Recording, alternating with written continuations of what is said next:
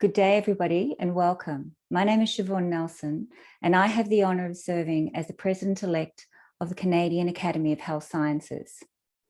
I'm excited to welcome you today to the inaugural episode of the Dialogue series. This is an informal, Academy-led conversation on a wide range of topics, from new frontiers in science to current issues in healthcare. This series is open to fellows and non-fellows, and the intent is to increase understanding of health sciences and through this, increase trust in science among Canadians. Although we come together today from right across the country, I would like to acknowledge that the office of the Canadian Academy of Health Sciences is in Ottawa, and as such is located in the unceded and unsurrendered territory of the Algonquin and Anishinaabe, whose presence there reaches back time immemorial. We therefore begin our proceedings today by recognising the role of the Anishinaabe Algonquin Nation as the customary keepers and defenders of the Ottawa River watershed and its tributaries. We have heard from our fellows a desire for the Academy to expand the ways in which we promote the importance of science. This dialogue series is one such initiative, and it will also serve to showcase the wealth of knowledge and reach of the Academy. I hope you will become part of our regular audience for these events as we engage in topics of national and global importance in the health sciences. We are pleased to be doing this in partnership with Desjardins. Desjardins is the Academy's bank, and they've graciously provided us with a financial contribution, which in turn enables us to keep this series free of charge.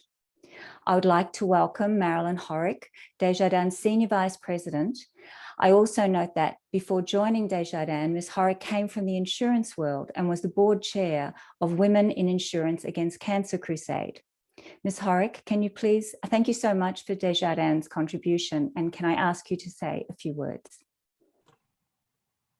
Thank you, Dr. Nelson. It'd be a pleasure. Good afternoon. I want to thank all of you for being here today, and I especially want to thank the Canadian Academy of Health Sciences for their invitation and for hosting this important dialogue series. I'm glad to be able to participate because these conversations and issues affect every one of us. We all have a role to play when it comes to the health of our community, so it's important to have this conversation and become more informed and aware of the role that science plays in keeping us all safe and healthy.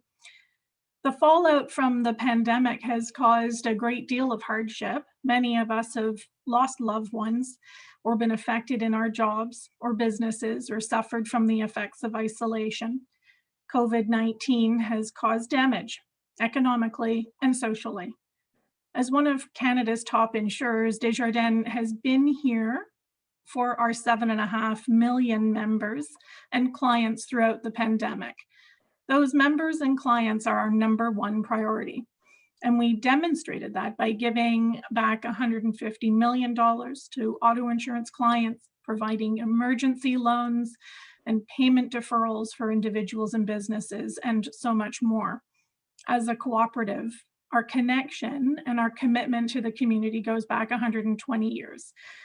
And those two things, being a responsible insurer and a cooperative focused on improving the well-being of our communities, means that we take the health and the well-being of our members, clients, and our employees very seriously. At Desjardins, we believe that prevention is key to enabling us to live life to the fullest.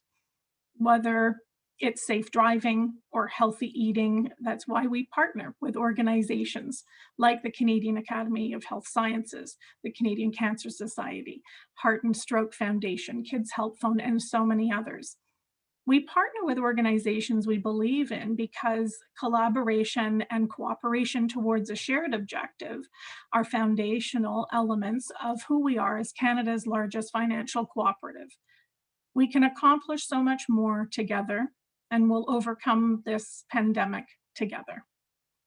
We all want to get past this chapter, turn the page on the pandemic. We want to see local businesses thriving again. We want to spend time with our loved ones without restrictions nor hesitation. And we're eager to recover and rebuild. And that's why dialogues like this are important. because science plays a crucial role in keeping us safe and healthy. It's playing an important role in the socioeconomic recovery across the country. As vaccination efforts continue, it's important that we don't lose momentum and that we stay vigilant and informed. So thank you again for being here today. And on behalf of Desjardins Group, thank you for your commitment and to learning more, because we all have a role to play in our collective recovery. Thank you. Thank you. Thank you, Ms. Horick, again, and thank you to Desjardins for your support for this series. Before we begin our session today, just a couple of housekeeping notes.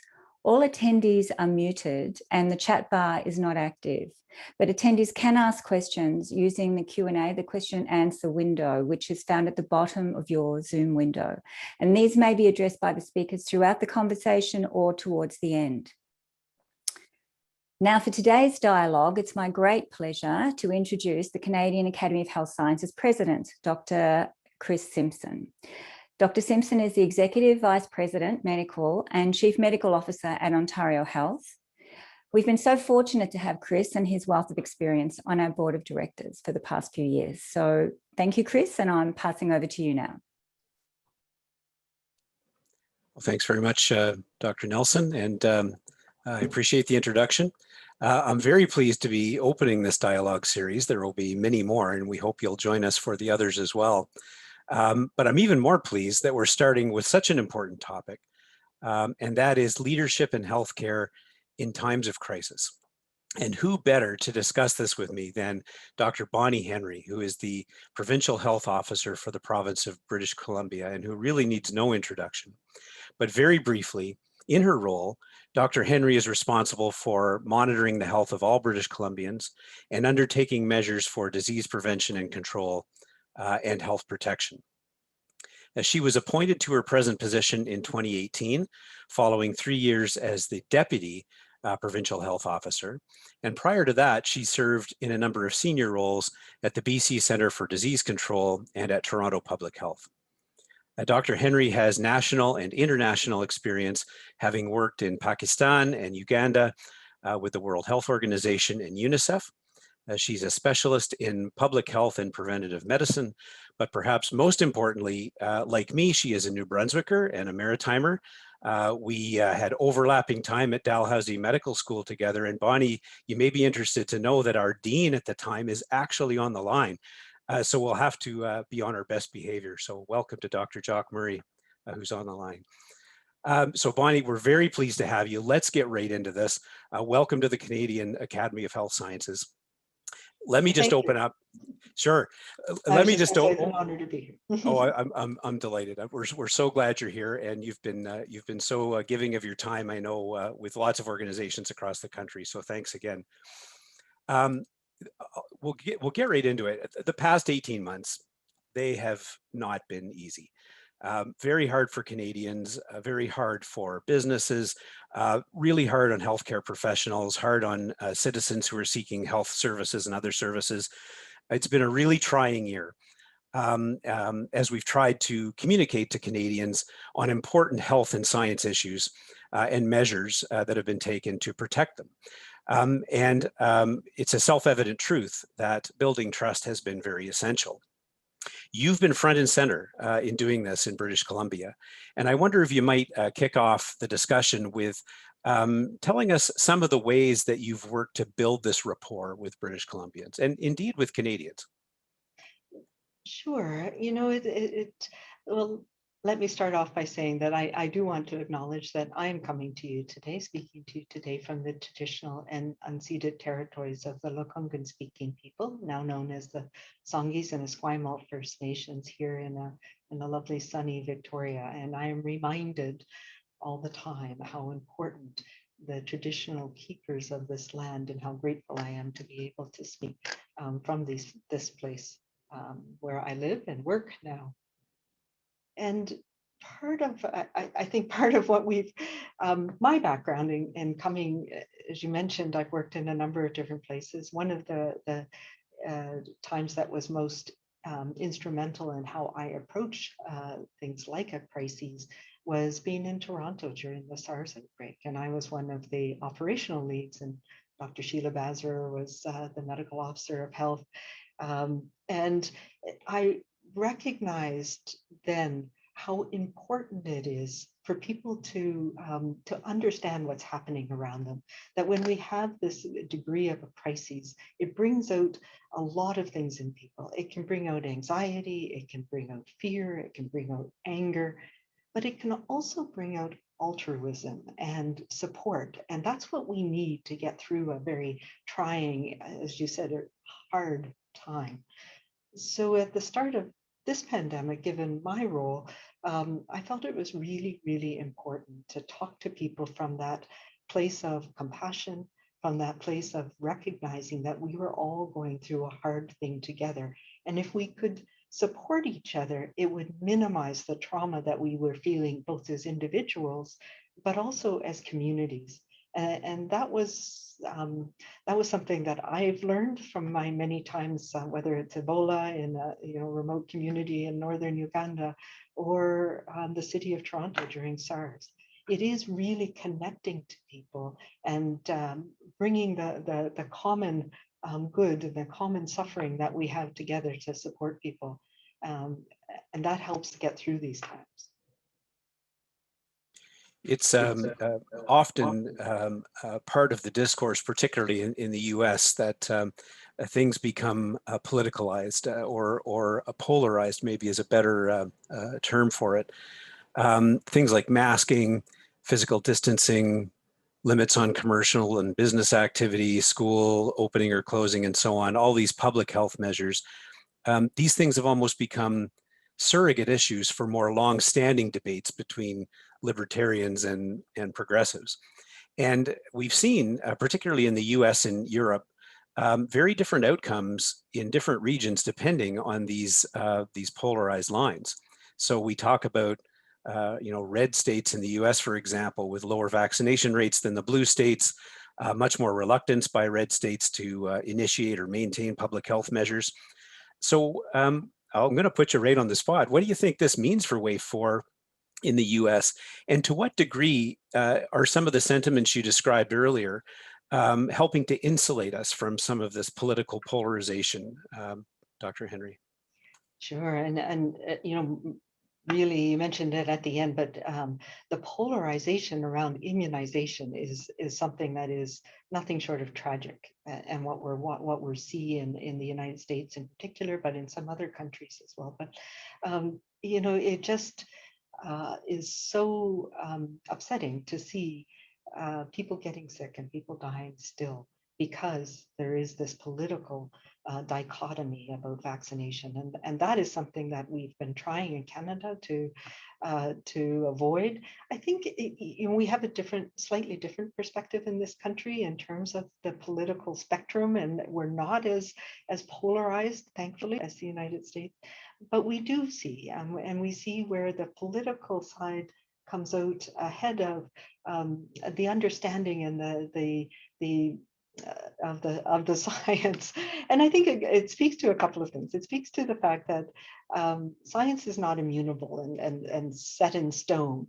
And when something new happens, things change. And we need to be able to learn and grow and change and understand and change our policies, change our actions based on new information as we acquire that new information. But change, and I've learned as well, nuance, creates a lot of anxiety and fear in people. And so you have to do it in a way that helps people, brings people along. And we've said this from the very beginning here, that if we want people to do what we need them to do, and this is something that I really believe in, one, you have to tell them what it is. And then you have to tell people why you need them to do this. And this is where speaking about science, speaking about, what is a virus, how many people knew how to pronounce epidemiology before this, and now everybody's an expert in it. But being able to put that in a context for people. But then the other thing, really importantly, is giving people the means to do what you need them to do. And I think that's where sometimes the political side of things can sometimes break down, because has a cost, and whether that's a monetary cost or a political cost, the giving people the means to do what you need them to do is a very challenging thing for leaders. And it is something that where you have to make these decisions with imperfect information. And that's where our role as scientists and leaders come in, is being able to say, this is the best information we have now, and here's what the best option is, or here are the options that we can take. But then it has to be a dialogue and a give and take, and looking at the impacts and who is going to be impacted more, who is going to be able to support people to take those actions. So that's where my role as the chief medical officer here in BC really is about taking all of the data and the science that we know and putting it in terms that political decision makers who are elected to make those important and tough decisions can make the right decisions or the best decisions. And then we can change as more information becomes available. But as we talked about, that is not an easy thing. It is very challenging for people. Change creates its own sense of ripple effects that cause a lot of anxiety and fear. So we have to be able to build that trust so that people know that we're making the change for the right reasons. And again, being able to talk about why in a way that helps people understand it. But it's nothing about these are simple. Well, let me just build on that a little bit. And it sort of reminds me, and you may be channeling Rudolf Virchow a little bit, the famous German physician who was also a politician, who talked a lot about how physicians' role needs to be, more than just the curing of disease or the treating of those who are sick, but getting into some of these broader determinants of health that we all know so well. But when you're mixing science and advocacy in politics, maybe you could just elaborate a little more on how those have their own lanes, or as so many physicians and other healthcare providers who are active in social media these days are saying, they're saying, we don't want to stay in our lane. We see our role as being advocates. So in a position like yours, how do you balance that advocacy sensibility with your scientific rigor, but also the political part of the role? Yeah, those are the well, I'll quote Rudyard Kipling, how do you keep your head when all the boats are losing theirs and blaming it on you? And there is a lot of that. And this is something that is been to a degree that I have never experienced before in dealing with health-related crises, where there is so much information out there, where we're so connected in the world that everybody is looking at different things and having opinions on them. And, my colleagues in public health, the chief medical officers of health, we support each other across the country, we meet regularly. But all of us have experienced this, where every expert in every little field has criticized every aspect of the response.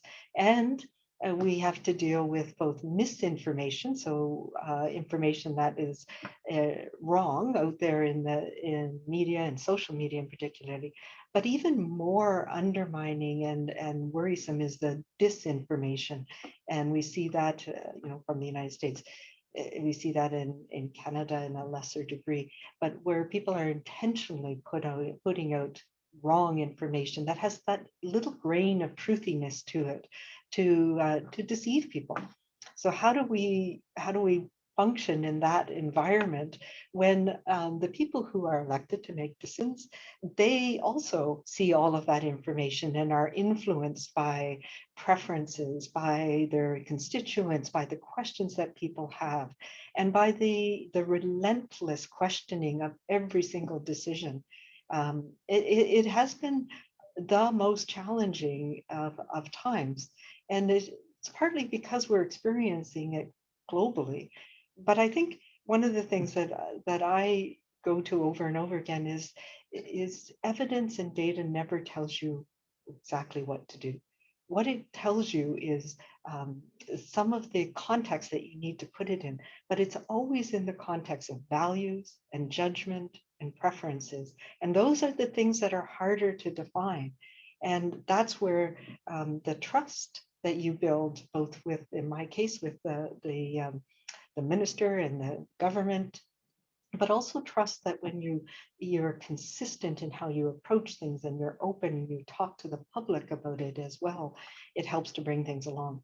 But we've never been in a crisis this global with so much information that's out there in small bites. Even the really good scientific information is there's pre-published reports that come out before they've been peer reviewed, before they've been critiqued. And everybody wants to know, well, why aren't you doing this? And why aren't you using that? And how come you're not doing this? And what about this? And it's really, really hard to try and stay the course. And I think one of the things that I've learned is to be consistent and to be open and to say the same things that you know over and over again. And of course, to rely on the people that provide you with the best information possible. But that navigating that relationship with the ultimate decision makers is also something that I've learned a lot about. And it is about building trust over time. And the concept again that science isn't written in stone. It is something that evolves. And I've been using this term science in action, and evidence in action, because it helps that concept that what was right a few months ago is now changed, and we know more, and that's good, and that we can change and adapt as we learn more. But not easy concepts. Yeah, and I want to build a little bit more on your comments around misinformation and disinformation, and maybe use the vaccine or vaccination example. So somebody who declines a vaccine may believe they're not at risk. They may have a needle phobia. They may have no trust in government, or they may have no trust in science, or it may be a science literacy issue. They might not be able to get time off work. There are lots of barriers. But just on the science literacy and misinformation and disinformation piece, how much of this do you think is the how much of the remaining unvaccinated people do you think are victims, let's say, of misinformation and disinformation, and how do you specifically reach those folks with and with what kind of interventions? Recognizing that's not only your role, it's an all of society role, but what are your thoughts on how to specifically get at those 5 or 10 or 15% of people who've been really led astray by misinformation and disinformation? Yeah, I think from the work that we've done here in BC and some work across Canada, it's probably not that much. We talk about the 3 C's in immunization, and it's convenience, confidence, and oh goodness, it'll come to me. But anyway, the confidence is the one about knowing confidence in the vaccine, confidence in the science. And there are very few true anti-vaccine activists out there, but they are very organized. And we've seen that, particularly in the United States, where there's a concerted campaign to undermine the confidence in vaccines and safety, and a lot of inflating of untruths, particularly in social media, that is widely spread. And that is really, really difficult to counter, because people unknowingly, there's grains of truth in much of what is said, and then it gets spread and people believe it. And for that small group of people, providing the truth and providing the actual data is not going to change their minds. But for many, many people, it's hesitancy, it's having those questions, and having a trusted person answer those questions for you is really important. And that's the phase that we're at now across this country, where we need to answer people's questions in the way that they understand or appreciate or value. So that means trusted leaders from their community, speaking in the language that they know. And this is what we're doing in BC. We call it our ground game, bringing the vaccine to people. So convenience is the other really, really important thing, is the thing that we're seeing now, For those people where it's been easy, they've been able to get it, it's good. But for many rural communities, access to vaccine hasn't been as good. And there's this sense of, the third one is complacency. So this, as rates go down, the sense of, well, there's no real urgency for me to get it, and I'll just wait and see. So those are the things that we need to counter right now. We're not going to change the minds of that small 1 or 2 or 3% of people who are dead set against vaccination and these vaccines. What we are going to be able to do is provide the information that people need in the way that they need it, and to make sure that we can get it to people. And we need to speak as a community again about the importance to overcome that complacency, the importance of us all doing this, not just for me, but doing it for my family, doing it for my community, so that we can get back to those things, getting out of this pandemic. We need to live with COVID because it's going to be with us for a while. This virus is not going away, but we can stop those harmful measures that we have had to impose to try and prevent the most vulnerable from getting sick, from overwhelming our healthcare system, and we can get back to our lives again. But we all need to do that collectively. So that's where we really need to focus on right now. Yeah, building that sense of civic responsibility almost. I'd like to build a little more on some of the comments you've made about the importance of communication.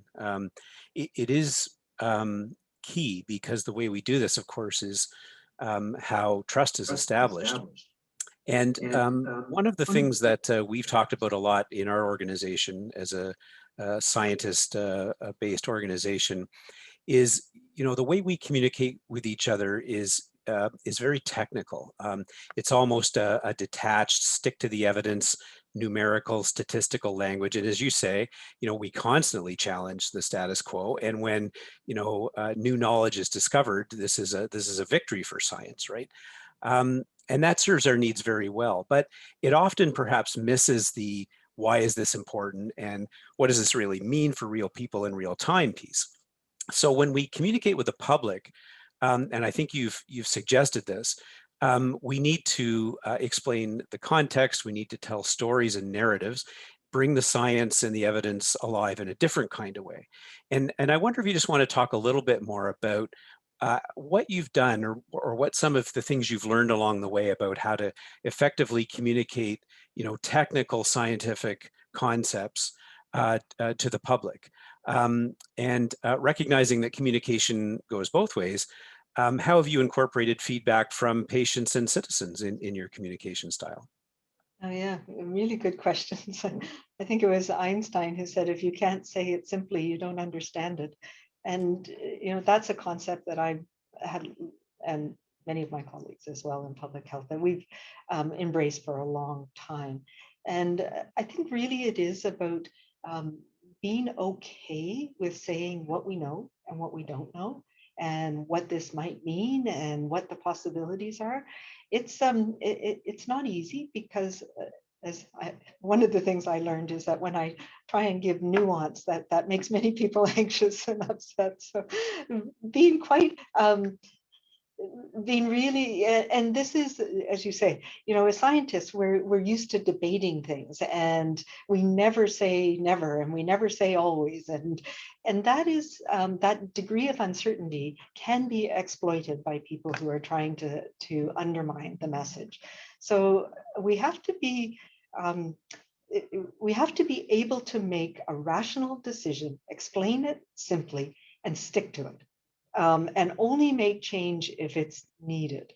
Those are the things that I've learned. I've learned that if you nuance things too much and you try and make things, well, if you do this, you can do that, and that it just really causes, in the grand scheme of things, it causes a lot of anxiety for people. So we have to make it somewhat clear, but also the understanding that things are changing and that they will change. And yes, we can go to an interval of 16 weeks because we've looked at this information, and look, it's told us that this vaccine is working really well and it's protecting people. And we also know from previous vaccines that your body's immune system can take time, and this may actually be better in the long run. So being able to put it in simple language and not black and white, not dealing to help overcome those uncertainties. But it also, I've learned we have to be humble. This virus changes, and as one of the media people said to me, you know, how do we know that this is going to be okay and we're not going to get another brick to the head? And the answer is we don't know that. But we can say we're watching, and these are the things we're watching, and these are the things that are important for us to continue to monitor. And here's why we think we're in this place and not and don't need to do this anymore, or don't need to do that. But there are many, many voices out there, so it is always difficult and always a challenge. But I think one of the things that that I have learned, as much as it can be personally challenging and painful sometimes, is to once you've made the decision based on the best information, is to stick with it and not change, not go back and forth unless there's a really good reason to do that.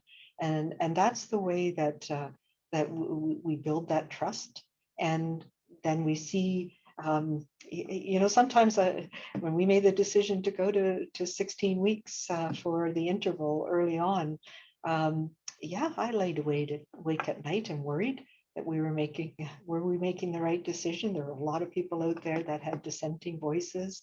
But I think it was, you know, I think we have to be competent in what we're doing. We have to get the best information from the best sources possible, and then make a decision, and then stick with it and learn from it.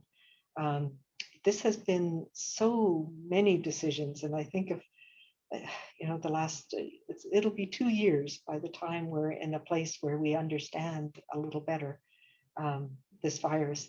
But if you think about it, think of all we've learned in this 18 months, never having seen this virus before, being able to just make analogies to influenza, to SARS-1, and now we know so much more about this virus, and the world knows so much more about vaccines, about how vaccines are developed, and the positive things that we've seen out of this.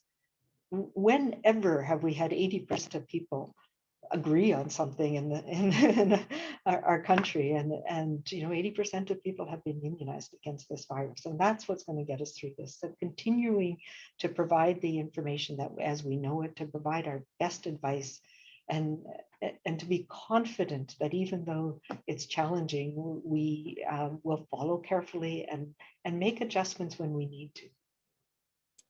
Well, let me follow from that, Dr. Henry, and ask you a bit about those dissenters.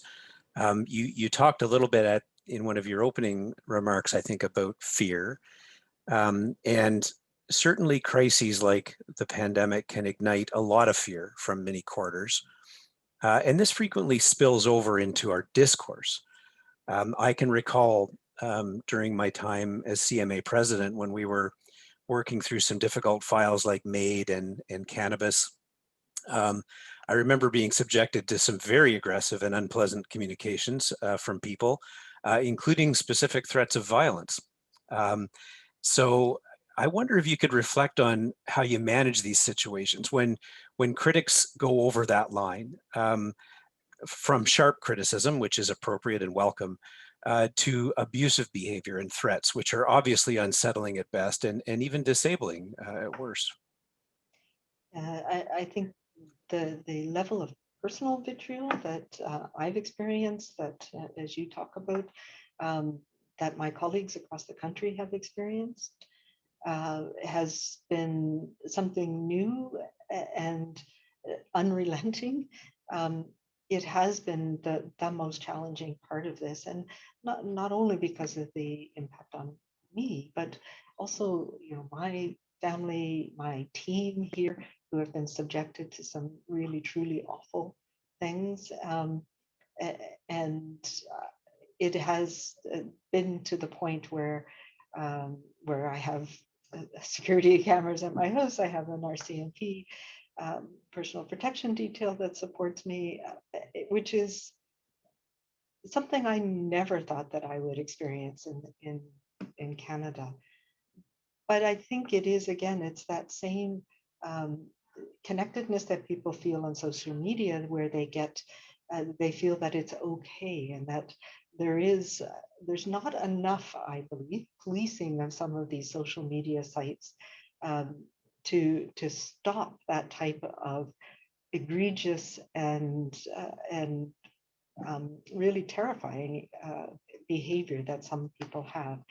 And I know from the security people tell me that, you know, they phone people up and tell them, hey, what are you doing?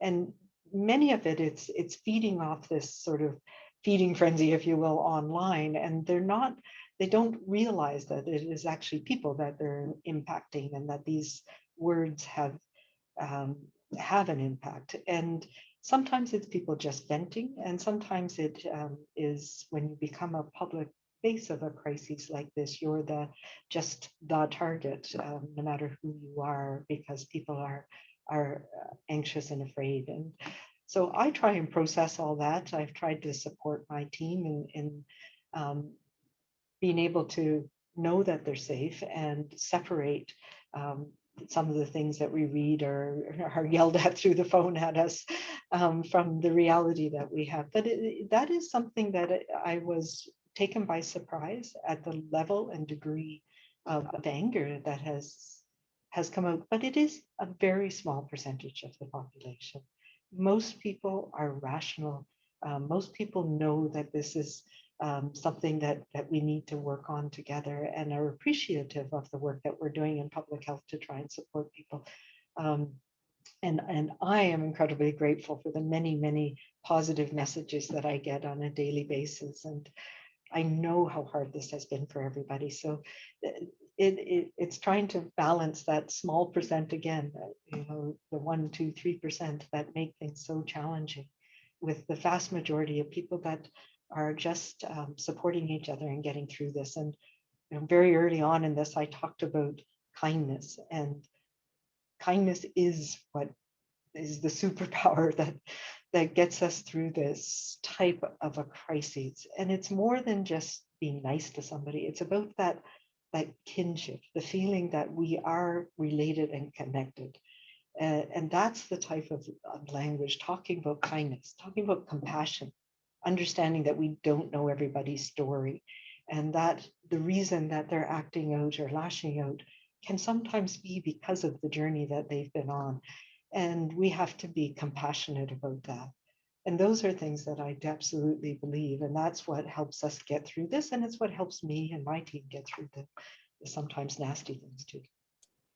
Very elegantly said. Thanks very much. Appreciate that. And certainly I'm sure I speak for everybody on the call as we express our support for you, given the difficulties you've been through as you have exercised such outstanding leadership.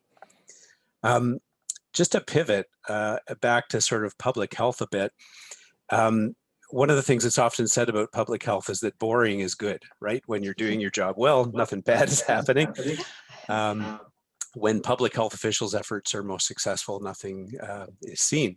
We fade back into blissful obscurity. I'm waiting for that. That's right, exactly. Well, and you'll have earned it for sure. We know, of course, the crisis hits.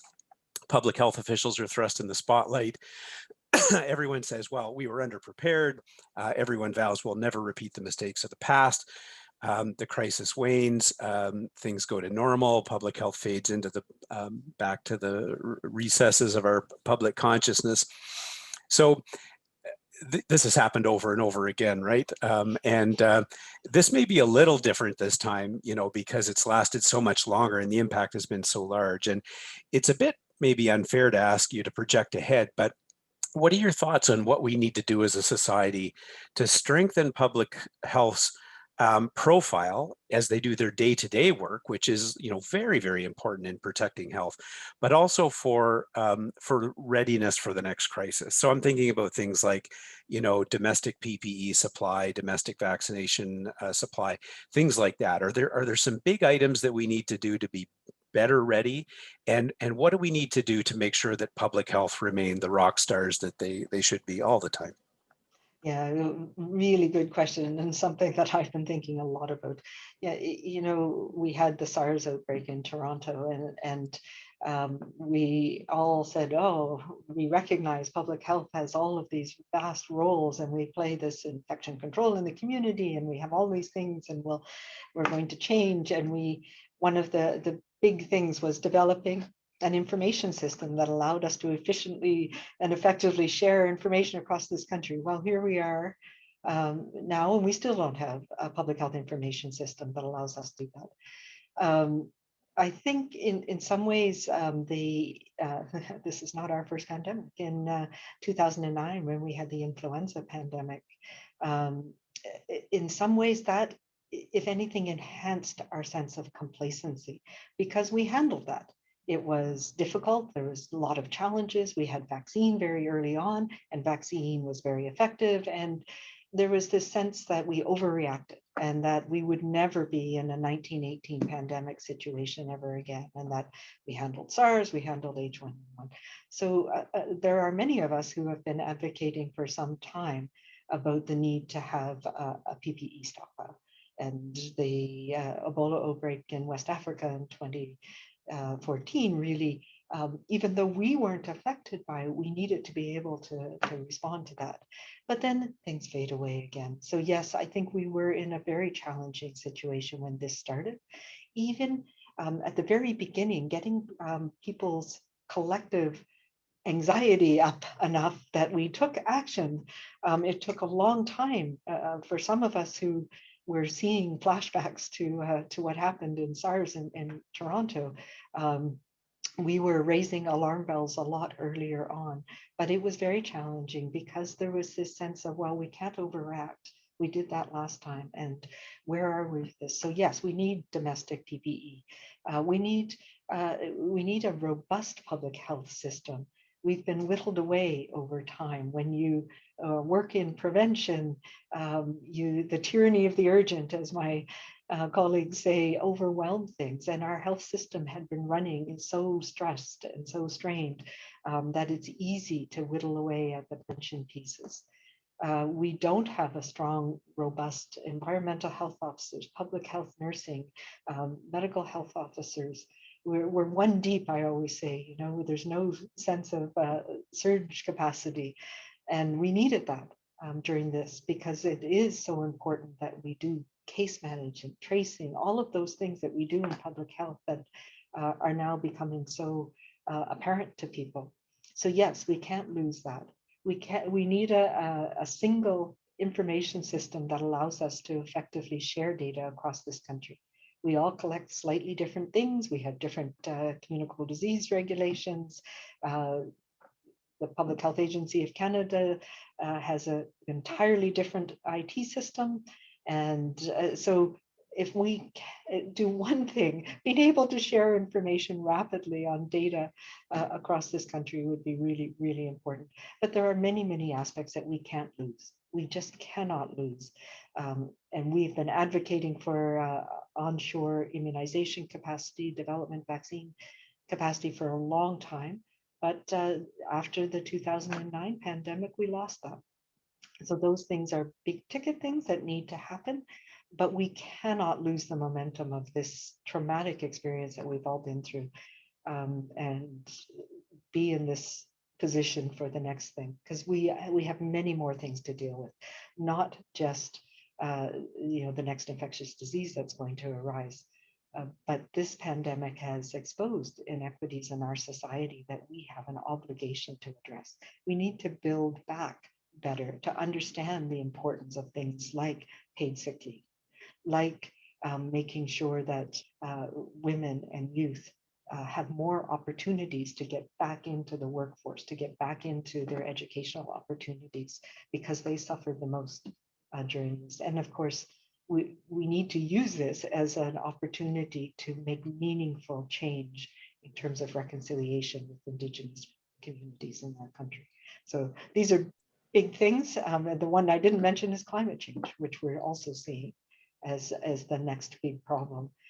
But underlying that, having a strong public health safety net system, having those basic pieces of information exchange, of onshore vaccine manufacture, those are all basic things that we need to move ahead as well.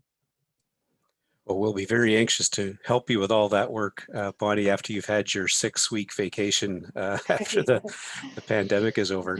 Let me, sort of just build on that a little bit by introducing the notion of the way the response to the pandemic has been framed by some, which is as a it's either the health of the population or it's business and the economy. This dichotomous, one necessarily hurts the other kind of framing of the issue.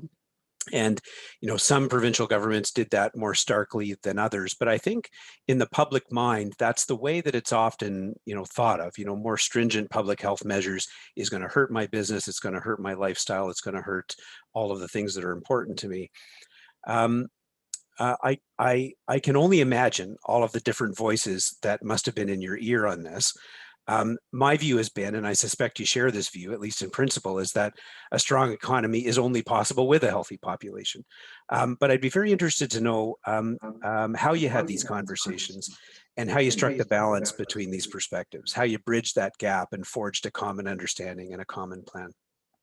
Yeah, we have some basic goals of our pandemic plan in country and in BC, which is to minimize morbidity and mortality, so sickness and death, to protect our health care system. And that was really a key thing when we had no means to really stop the transmission of the virus. Protecting the health care system, because not only is it needed to be there for people with COVID, but it's needed to be there to support everybody who is still having heart attacks and all the other health issues that were happening that happen on a day-to-day basis. And the third one is to minimize societal disruption. So it is finding a balance between all of those three. And I absolutely agree with you. The economy is not something that is off by itself. If people can't get healthcare for a car crash or the workplace injury, then your economy is going to be affected. And we saw that early on. And when we stopped everything, it was because we didn't know how it was going to affect both people in the community, but our healthcare system and the economy. And here in BC, in our restart, what we've tried to do is look at what are the things that we can do to keep things going. Because we recognized in March, and we did a survey of over 400,000 people in BC responded about the impacts of the complete shutdown that we did in 2020 in March.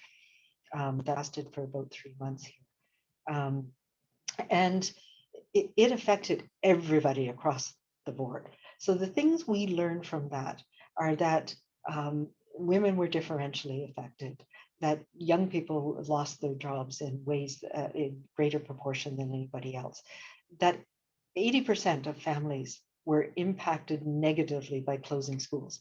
So we built that into how we were going to try and do that third piece of minimizing societal disruption and trying to make sure we could keep schools open, we could keep daycares open, to support families to be able to get through this. And then we made some really positive progress in things like paid sick leave for workers who didn't have that agency to stay home.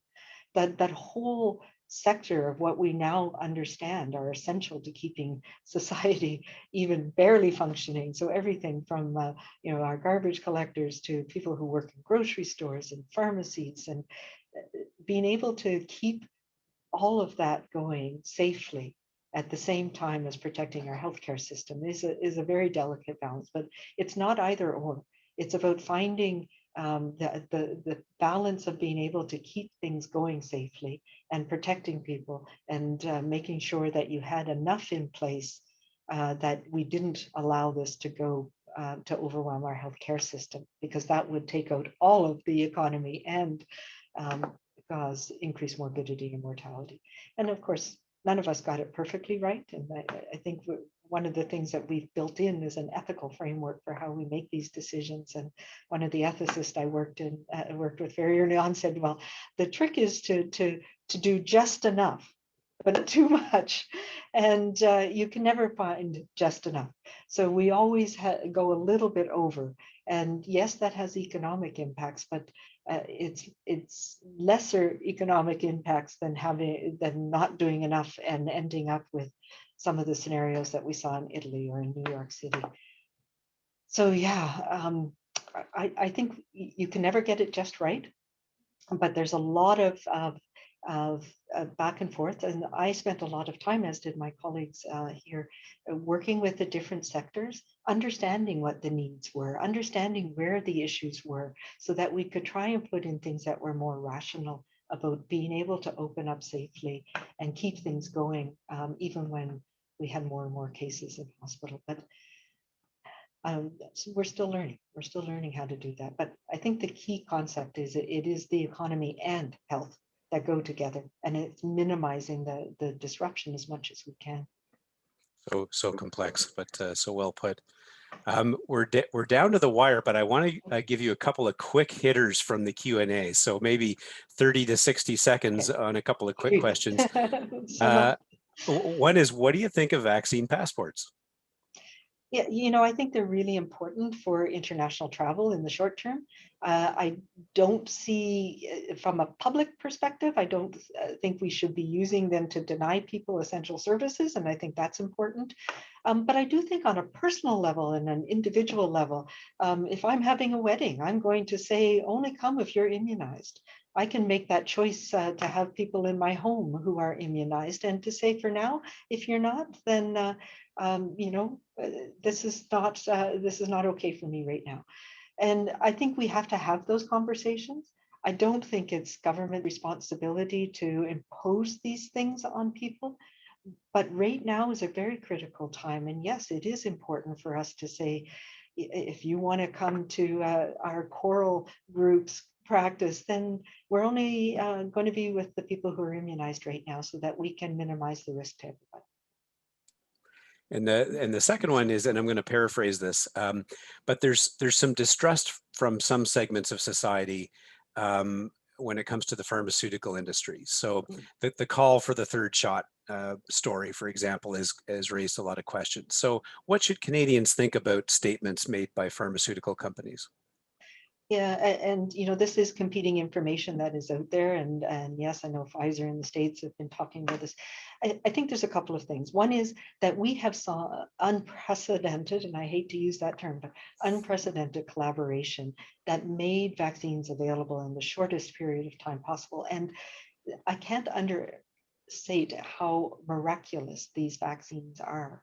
They work in older people. They work, that is something that we've been trying to get for years and years and years. But yes, vaccine manufacturers want to make money too. There are some really great initiatives like the COVAX initiative. And what I will tell people is that we are making vaccine decisions in Canada, in the US, and other countries based on science, based on our national immunization expert committees. And the jury is out whether we need a third dose. And there's some really good studies being done here in Canada, being led by one on whether it's a benefit to give a third dose to people who are immune compromised with certain conditions, because we know their immune system doesn't respond as well. It may turn out that it is more important, and this is something that we're getting more and more evidence, it's more and more important that all of us are protected with as much protection as we can, because that protects everybody. It protects the children who are not yet eligible for immunization. It protects people with severe immune compromise who don't have a response to the vaccine. And it's what gets us out of this pandemic. So right now, that's what we're focused on. If it turns out the data shows the vaccine effectiveness, so there's a couple of things that we need, no simple answers. We talk about antibody levels, but we know those go down over time with every vaccine. It's the cell-mediated immunity that we're starting to learn about, and how we really measure how well the vaccines are working is through the vaccine effectiveness. And we've got a really robust vaccine effectiveness study ongoing here that's showing that in long-term care homes, for example, even out to 6 months, we're still getting really high protection. So we put all of that information together to understand whether we need a third dose or not. And we'll only be recommending it if the data shows us that it's needed for people. Well, thanks very much, Dr. Henry. And I think just before I hand it back to Dr. Nelson to close, I just want to reflect some of the comments that are coming through in the Q&A, expressing appreciation for your leadership over this very long pandemic and before, and what surely will be your ongoing leadership after, for your clear communication style, your competent leadership. Those are my three C's. And gratitude for agreeing to join us today and having such a frank and entertaining conversation. So thank you very much. And I'll hand it back to Siobhan to close us out. Thank you. And thank you so much, Dr. Henry and Dr. Simpson, for this fantastic discussion and reflection on what we've all been living through and are continuing to navigate. I think we can declare our series well and truly launched. It's been a very, very engaging hour, and thank you so much. I'd also like to acknowledge the work of our staff in helping pull today together, particularly Christine Helm, who's done an incredible job behind the scenes. And before we all leave, there's a quick reminder for our next session, which will take place on the 31st of August.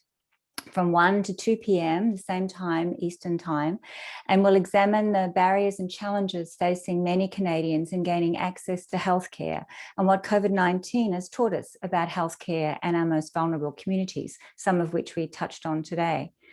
We'll be joined by Dr. Paul Allison, who's the Academy's past president, who will moderate the session featuring Dr. Patricia Ocampo.